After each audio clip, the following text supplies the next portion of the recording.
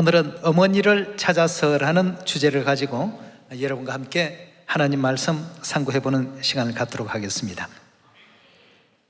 하나님께서는 하늘의 그 이치를 알려주시기 위해서 여러 가지 가르침을 이치상에 펼쳐놓으신 것이 많은데요, 그 중에 이제 하나가 어머니의 존재라고 이렇게 볼 수 있겠습니다.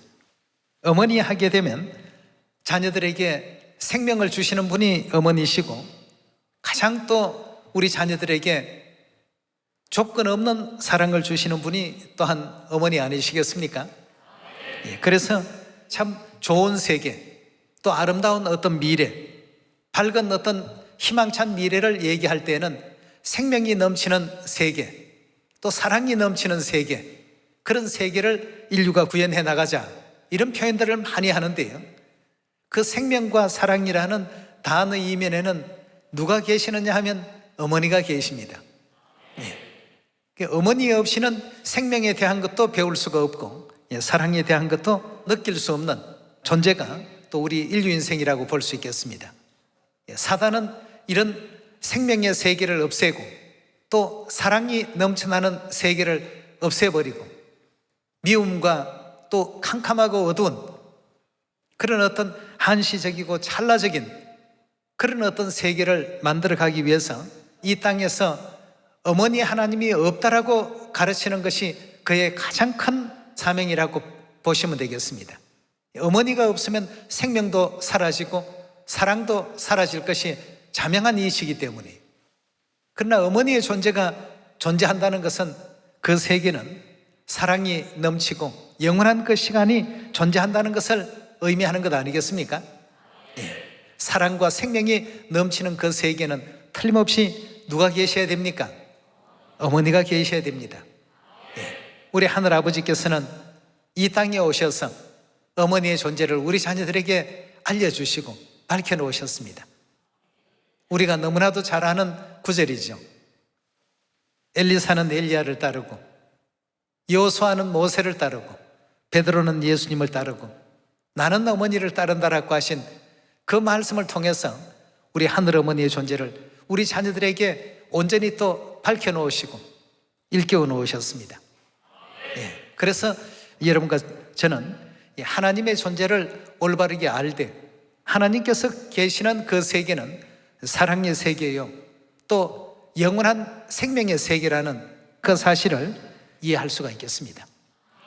사랑과 생명의 세계라는 것은 누가 계실 때 그게 가능합니까? 어머니가 계실 때 가능합니다. 천국이라는 나라도 그렇습니다. 천국이라는 나라 그 자체가 좋은 곳이긴 합니다만, 그러나 장소 그 자체만 가지고는 행복과 기쁨이 주어질 수 있습니까?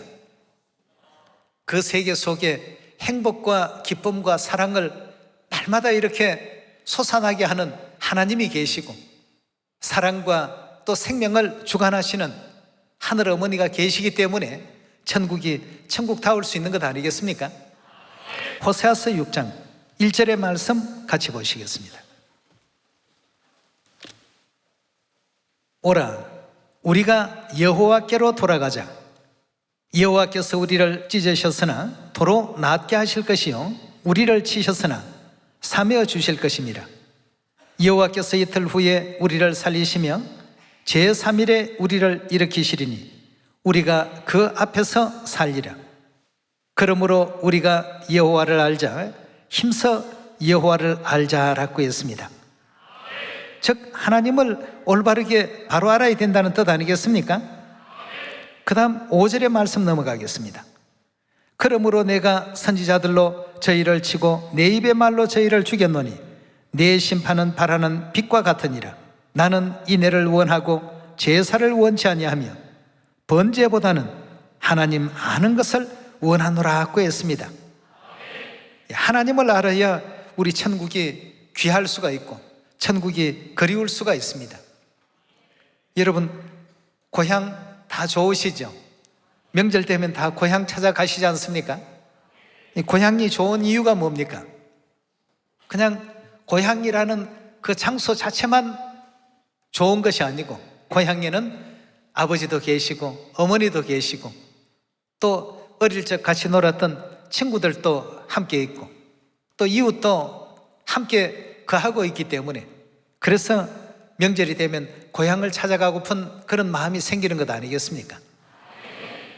지금 호세아 6장에 주신 말씀도 하나님을 힘써 알아야 된다고 했습니다. 그래서 성경에는 하나님을 이와 같이 힘써 알자라고 하셨는데 하나님께서는 하나님을 알게 하기 위해서 이 땅에 여러 가지 제도와 이치를 하늘의 것에 모형과 그림자로 전부 만들어 놓으셨다고 되어 있지 않습니까? 우리 로마서 1장 18절의 말씀 같이 보겠습니다. 하나님의 진노가 불의로 진리를 막는 사람들의 모든 경건치 않음과 불의에 대하여 하늘로 쫓아 나타나나니 이는 하나님을 알만한 것이 저희 속에 보임이라. 하나님께서 이를 저희에게 보이셨느니라. 창세로부터 그의 보이지 아니하는 것들 곧 그의 영원하신 능력과 신성이 그 만드신 만물에 분명히 보여 알게 되나니 그러므로 저희가 핑계치 못할지니라고 했습니다. 하나님의 보이지 않는 그 신성이 어디에 전부 보여서 알게 하셨다고 했습니까? 하나님께서 지으신 만물 속에 분명히 보이셨고 만물 속에 분명히 알게끔 하셨다고 했습니다. 오늘 그 오리 가족 얘기를 보게 되었습니다. 철새 오리 있지 않습니까? 그 오리가 새끼를 낳아서 데리고 이렇게 길을 가다가 보니까 도로가 옆에 보면 철망으로 이렇게 되어 있는 하수구가 있지 않습니까? 근데 어미가 이제 뛰어내리니까 새끼들이 뛰어내리다가 하수구 철망 사이로 몸집이 작으니까 빠져버린 겁니다. 한 2마리만 남고 나머지가 다 빠져버리니까 어미가 어찌할 바를 모르고 거기에서 계속 이제 꾀꾀거리면서 이제 배회를 하니까 지나가던 경찰차가 차를 세워서 이제 보니까 어미가 그 철망 안을 향해서 계속 이제 꾀꾀거리는 겁니다. 이 경찰들이 무언가 하고 안을 들여다보니까 새끼 오리들이 그 빠져 있는 겁니다. 그래서 이제 그 하수구 철망을 열고 새끼들을 전부 끄집어 내주니까 그제서야 이제 어미가 행복해 하면서 물가로 데려가는 광경을 잠시 이렇게 보게 됐습니다.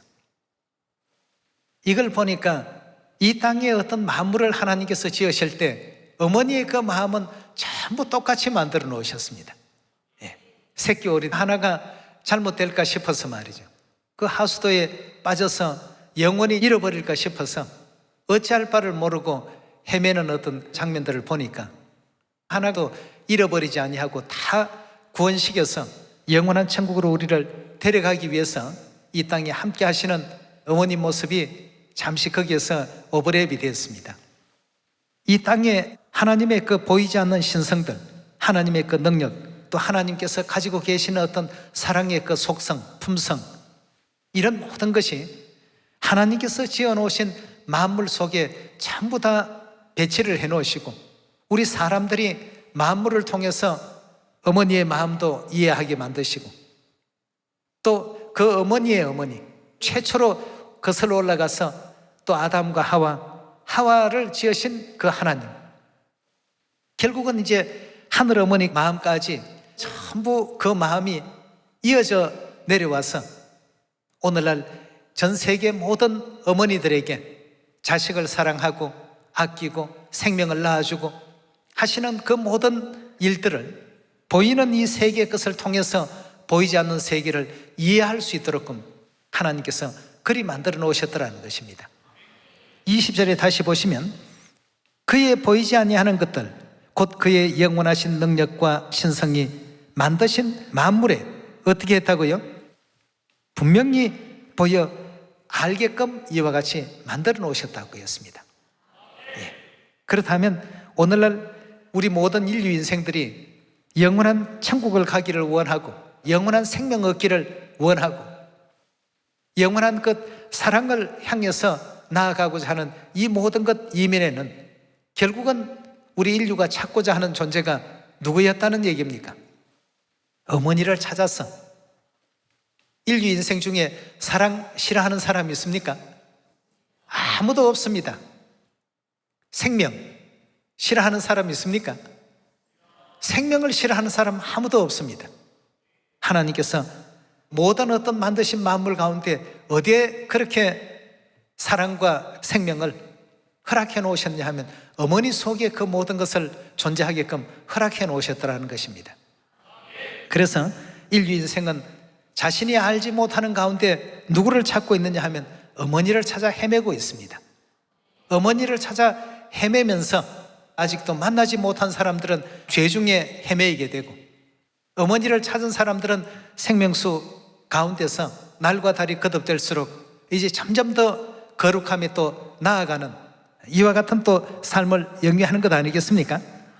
그래서 요한계시록 22장에 하나님께서는 누구든지 다 내게로 나오라고 말씀하신 장면이 있습니다. 요한계시록 22장 17절의 말씀 함께 보겠습니다. 22장 17절입니다. 성령과 신부가 말씀하시기를 오라 하시는도다. 성령과 신부에게로 오라고 이렇게 부르고 계시지 않습니까? 듣는 자도 오라 할 것이요, 목마른 자도 올 것이요, 또 원하는 자는 값없이 생명수를 받으라 하시더라고 했습니다.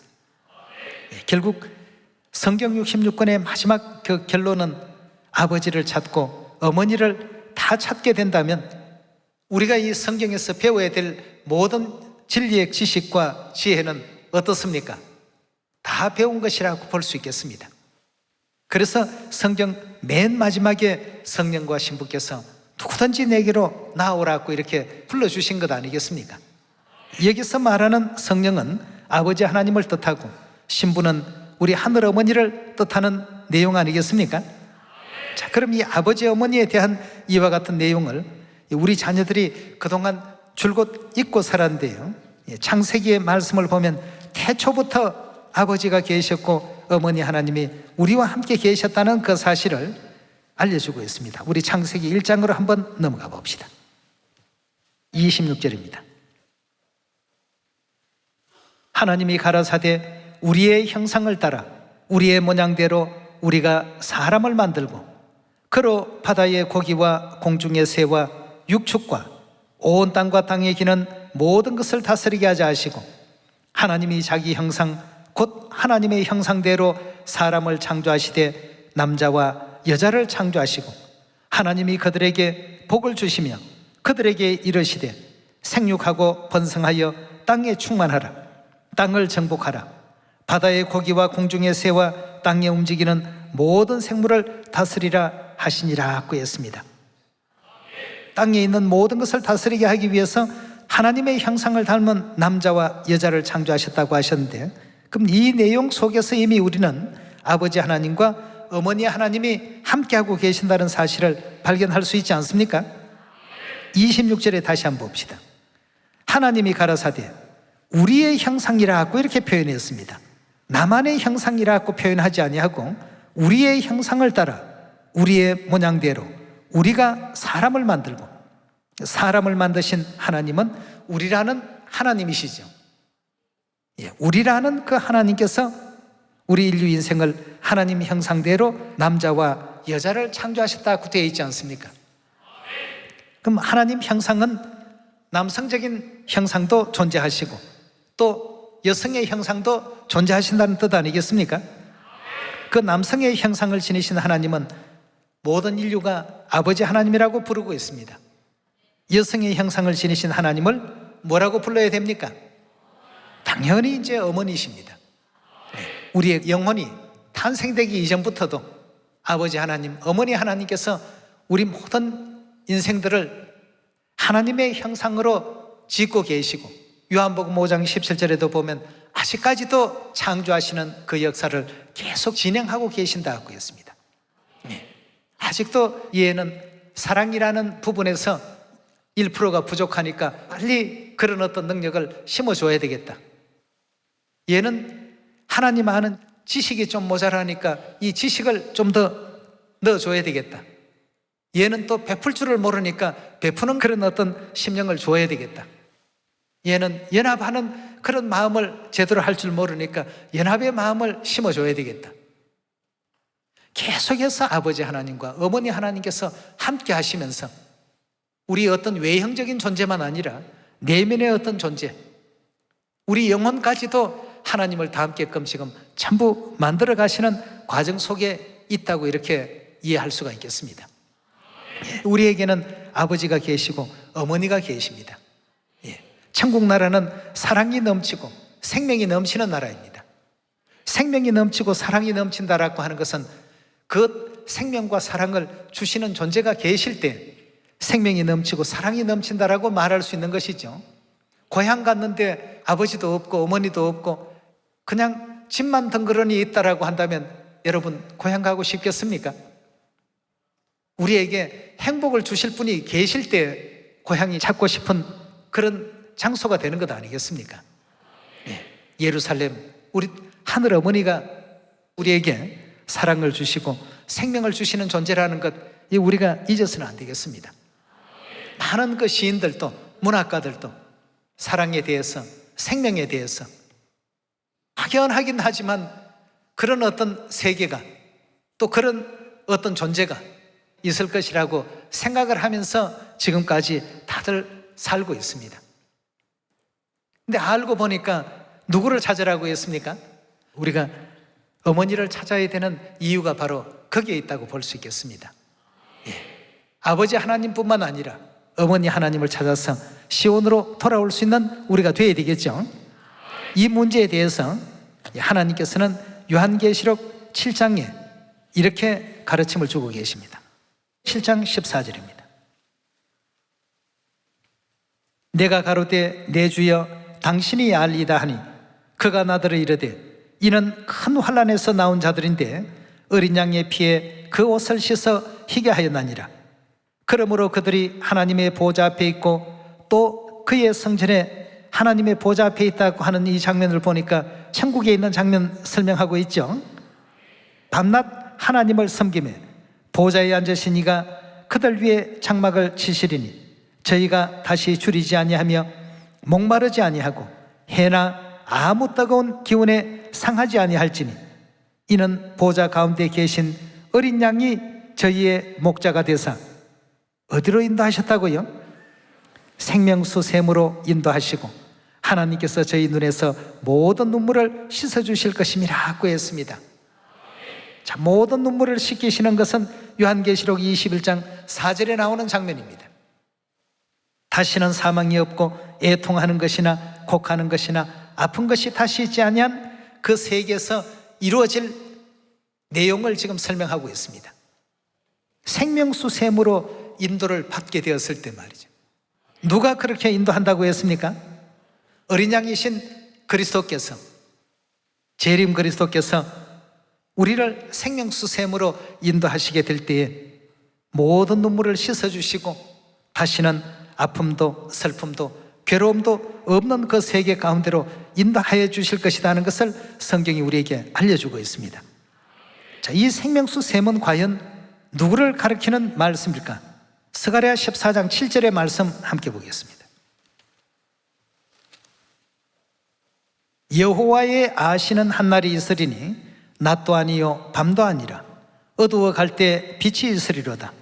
그날의 생수가, 생수, 생명수 같은 말씀이죠. 생수가 어디였어요? 예루살렘에서 솟아나서 절반은 동해로 절반은 서해로 흐를 것이라.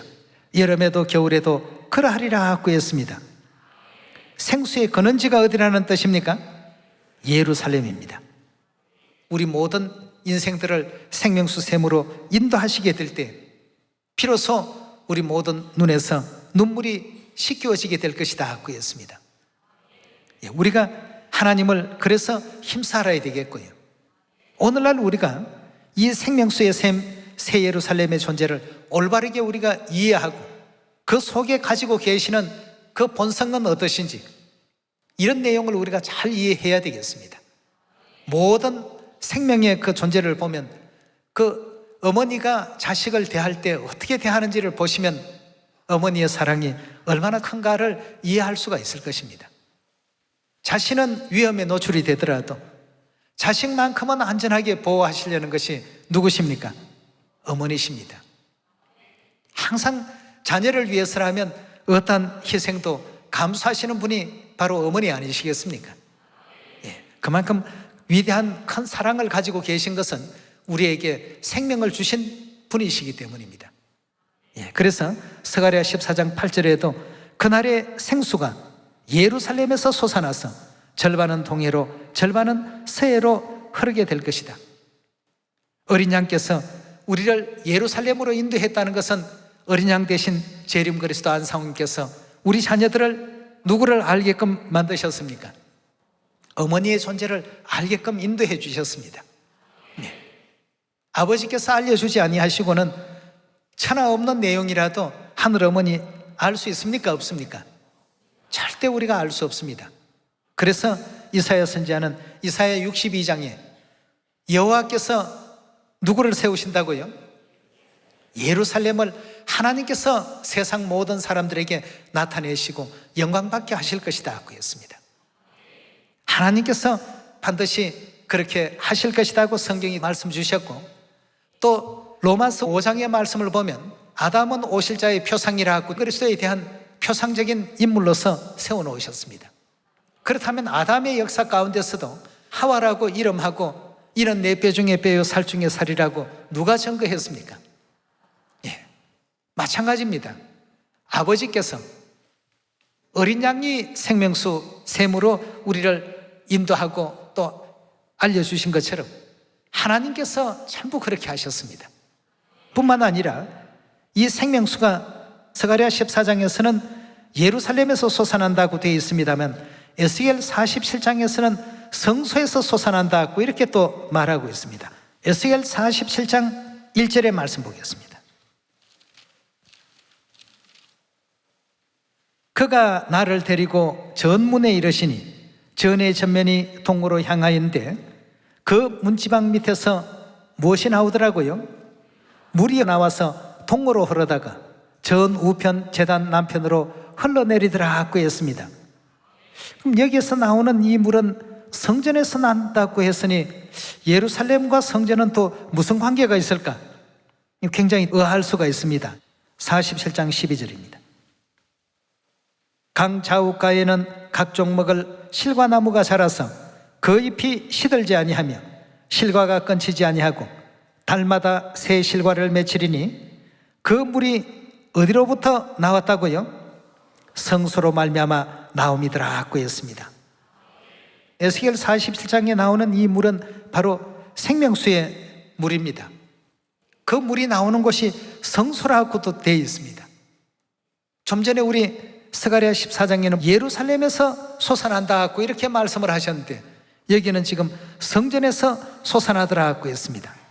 그럼 이 성전은 누구를 가리키느냐 하면 하나님을 가리켜서 요한복음 2장이나 예레미야 17장이나 에스겔 11장이나 다 이 성소가 하나님이라고 이렇게 알려주고 있습니다. 잠깐 우리 한번 그 장면 찾아보고 넘어가도록 합시다. 에스겔 11장 16절의 말씀 봅니다.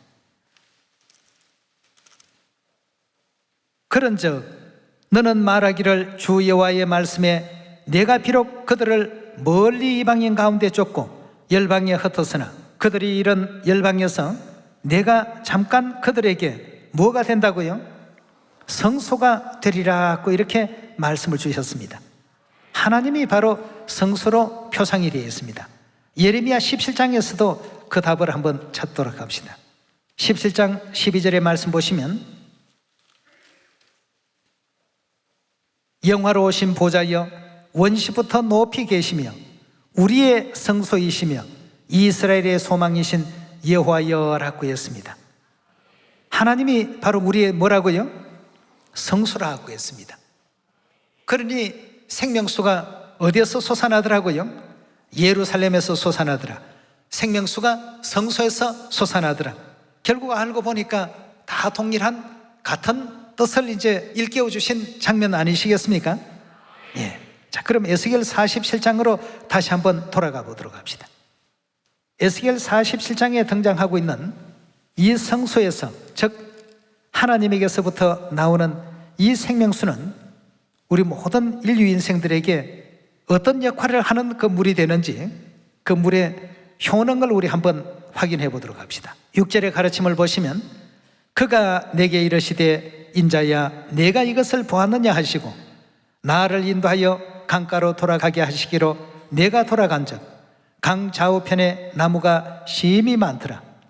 그가 내게 이르시되 이 물이 동방으로 향하여 흘러 아라바에 내려가서 바다에 이르리니 이 흘러내리는 물로 그 바닷물이 어떻게 된다고 했습니까? 소성함을 입더라고 했습니다. 그럼 성소에서 나오는 물이 1천척에 1천척을 더하고 1천척에 또 1천척을 더하니까 점점 더 그 물의 양이 많아지게 된 것입니다. 그것이 처음에는 성소에서 흘러내리는 작은 물 정도밖에 안 됐지만 가면 갈수록 깊은 강이 되고 그 강이 결국 바닷물로 흘러 들어가더라고 했습니다. 바다는 요한계시록 17장에 인류 사회를, 즉 사람이 살고 있는 이 세계를 의미하고 있는 것이죠. 결국 이 인류 세계 그 물이 생명수가 흘러 들어감으로 말미암아서 어떤 변화가 일어나는지를 한번 보도록 합시다. 7절에 계속 봅니다. 내가 돌아간즉 강 좌우에 나무가 심히 많더라. 그가 내게 이르시되 이 물이 동방으로 향하여 흘러 아라바로 내려가서 바다에 이르리니 이 흘러내리는 물로 그 바닷물이 소성함을 얻을지라. 이 강물이 이르는 곳마다, 이 강물은 무슨 강이죠? 생명수의 강이죠. 그 생명수가 이르는 곳마다 번성하는 모든 생물이 어떻게 된다고 했습니까? 여기 모든 하는 것은 뭐 생명체라면 그저 생명수가 닿기만 하면 전부 다 살더라고 했습니다. 모든 생물이 살고 고기가 심히 많으리니 이 물이 흘러 들어감으로 바닷물이 소성함을 얻겠고 이 강이 이르는 각처에 모든 것이 어찌 된다고요? 살 것이라고 했어요. 그러니 어린 양께서 우리를 생명수 샘으로 인도해 주신 것 아니겠습니까? 그 생명수 샘이신 예루살렘 하늘어머니의 존재를 알게끔 그렇게 인도하시고 하늘어머니 그 가히 없는 사랑과 또 우리에게 생명 주시기 위해서 애쓰신 그 모든 노고에 대해서 하나님께서는 이처럼 설명하고 계십니다. 10절입니다. 또 이 강가에 어부가 설 것이니 엔게디에서부터 에네글라임까지 그물치는 곳이 될 것이라.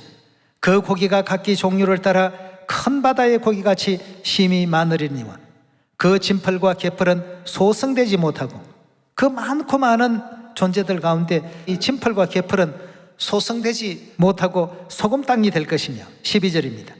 강 좌우가에는 각종 먹을 실과 나무가 자라서 그 잎이 시들지 아니하며 실과가 끊치지 아니하고 달마다 새 실과를 맺으리니 그 물이 어디에서부터 나왔다고요? 성소로 말미암아 나옵니다. 그 실과는 먹을 만하고 그 잎사귀는 약재료가 되니라 하고 했습니다. 무슨 약재료가 되죠? 사망을 치료하는, 즉 영생을 주는 약재료가 되더라 하고 했습니다. 또 다른 장면에는 보면 생명수가 다른 데서 흘러나더라 하고 또 이렇게 알려주고 있습니다. 요한계시록 22장 1절에 보겠습니다. 또 저가 수정같이 맑은 생명수의 강을 내게 보이니 하나님과 및 어린 양의 보좌로부터 나서라고 되어 있습니다. 생명수가 하나님의 보좌, 어린 양의 보좌에서부터 발원하더라 하고 했습니다. 자, 그렇다면 이 하나님의 보좌도 결국 누구를 가리키는 내용인지에 대해서 예레미야 3장 우리 한번 열어보도록 합시다. 3장 17절의 말씀 봅시다. 그때에 무엇이요? 예루살렘이 누구의 보좌라고 되어 있습니까? 여호와의 보좌라 일컬음이 되며 열방이 그리로 모이리니 곧 여호와의 이름으로 인하여 예루살렘에 모이고 다시는 그들의 악한 마음에 강팍한 대로 행치 아니할 것이며 그때 유다족 속이 이스라엘 족속과 동행하여 북에서부터 나와 내가 너희 열조에게 기업으로 준 땅에 함께 이르게 하리라 하고 했습니다. 여기는 보니까 하나님의 그 보좌를 예루살렘이라 하고 했어요. 그러니까 요한계시록 22장에 생명수가 예루살렘에서 어린 양의 보좌로부터 나더라 하는 말씀과 스가랴 14장에서 예루살렘에서 생수가 솟아나더라 하는 말씀과 또 에스겔 47장에서 성소에서 생명수가 솟아나더라. 이 세 내용이 다 똑같은 어떤 동일한 뜻으로 예루살렘에서 솟아나는 그 생명수를 우리 하나님께서 일러주고 계십니다. 예. 결국 하나님께서는 어린 양은 우리를 인도하시되 예루살렘 하늘 어머니께로 생명수 샘으로 인도하셨다는 것은 어머니께로 우리 자녀들을 인도해 주시고 어머니를 알게 하셨다는 뜻 아니겠습니까? 그제서야 비로소 우리의 모든 눈에서 눈물이 다 이제 씻기움을 받게 될 것이고 어머님 모시고 이제 영원한 천국 고향으로 우리 돌아가게 된다면 그때는 다시는 사망도 없고 애통도 없고 아픔도 없는 그런 영원의 시간을 우리가 또 맞이하고 영접할 수 있는 것 아니겠습니까? 예. 그리고 어머니 하나님이 계시는 세계가 되어야만 생명과 사랑이 또 넘치는 세계가 구현될 수 있지 않겠습니까? 아직도 우리는 이 세상에서 배운 죄악된 생활 패턴들이 있습니다. 이런 걸 다 이제 지금 어머니 안에서 조금씩 이제 버리게 되고 씻어가게 되고 하나님의 어떤 올바른 자녀의 그 품성을 온전히 또 구축해서 잃어버린 영원한 천국 고향 우리가 또 다 돌아가야 되지 않겠습니까? 네, 우리 잘 아시는 내용이지만 한 말씀 찾고 마치도록 합시다. 갈라디아서 4장 26절입니다. 오직 위에 있는 예루살렘은 자유자니 곧 우리 어머니라 그였습니다. 우리 어머니가 계시기 때문에 우리는 이삭과 같은 약속의 자녀가 되지 않았습니까? 예, 그래서 우리에게는 틀림없이 어머니가 계셔야 됩니다. 이 어머니를 찾아서 온 세계 사람들이 지금 어머니 품으로 돌아오고 있습니다. 예, 어머니를 찾아서 오는 이 길은 곧 천국을 찾아서 오는 길입니다. 예, 천국을 찾아서 오는 이 길에 이 땅에서 어머니를 만나야 됩니다. 모두에게 어머니를 만날 수 있는 그 길을 열어줄 수 있는 여러분과 제가 꼭 되셔서 정말 예루살렘에서 솟아나는 그 생명수가 닿는 곳곳마다 죽어있던 바다가 소성함을 입고 또 죽어있던 생명체들이 전부 살아날 수 있는 그런 은혜롭고 놀라운 그 역사가 계속해서 또 이루어질 수 있게 되기를 다시 한번 부탁을 드리면서 오늘 말씀 이것으로 마치도록 하겠습니다. 감사합니다.